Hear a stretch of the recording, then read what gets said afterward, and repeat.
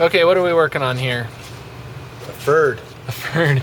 2000. What is this thing? A 2002? It's a Ferd. F-1000. Yeah, F-1000. 2002 Ford Explorer, and has a perpetual vacuum leak, which I know is hard to imagine on a Ford from the early 2000s. Setting lean codes. We found multiple issues. What did we find? Hose missing. Okay, PCV line was missing. That's one, but that wasn't the vacuum leak because they had capped it off. What else did we find? Plenum leak and okay, exhaust manifold leak. So we found the exhaust manifold gaskets were leaking. intake, not exhaust. Oh, sorry.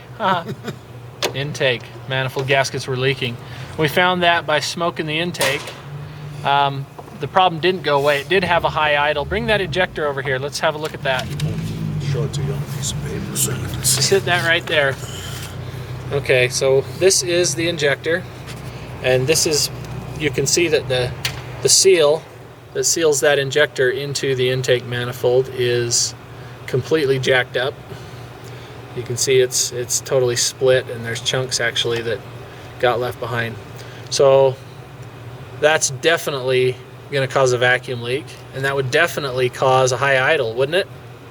Yes, it would. And it would definitely cause a check engine light to come on, setting lean codes, right? Yes, it would. Okay, so we're replacing all the injector seals. We're going to go ahead and replace the O-rings at the top where it seals into the fuel rail, because we don't want to put a bad O-ring back in there.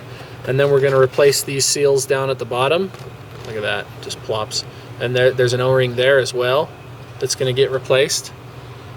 And I think this thing's going to run good after that. What do you think? I think so too. Did they give us new seals like this? Because all I seen was the O-rings. Well,